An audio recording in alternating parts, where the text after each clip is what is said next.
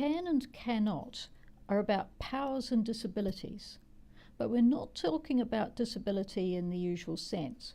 What we're talking about is an inability or lack of power.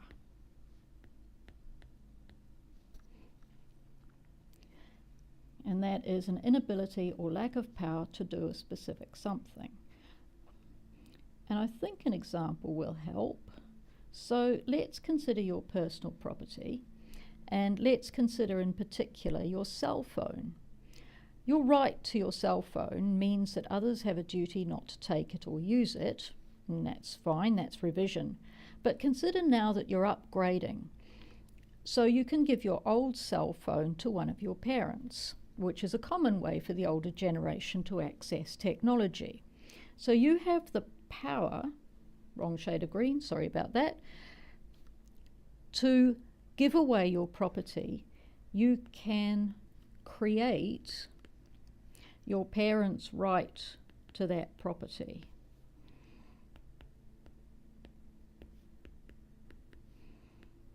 So that's something you can do. Up until that point, the parent couldn't touch it without your consent. Your parent cannot create the right to your personal property.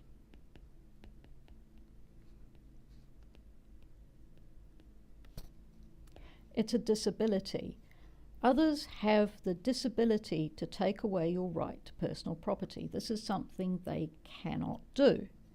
Someone who takes your phone and says, "It's mine now," has stolen your phone, not created their right to have that phone. So why does this matter? It matters because lots of our rights are the sort where others have limited powers to remove them from us. And many of our laws build in these disabilities so our rights are protected, especially if other people don't like how we're exercising them. So think about the right to free speech again. You can say things that people disagree with, are offended by,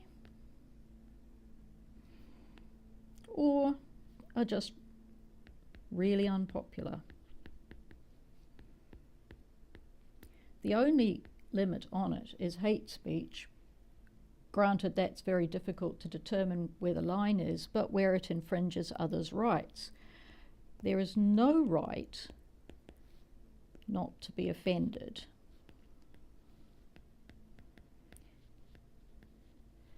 There's a right to freedom from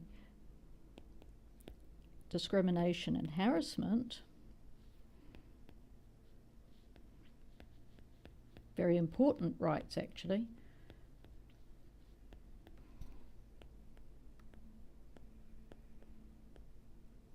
But you don't have a right not to be offended.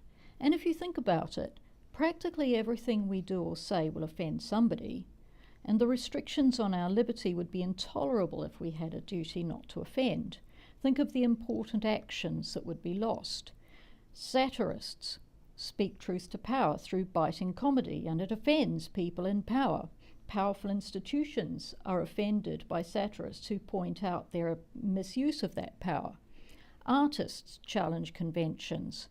Writers address topics people don't want touched because it offends them, and then they demand censorship or library bans. And if we gave into that, if we took out everything that people were offended by or might be offended by, we'd be living in a very grim world.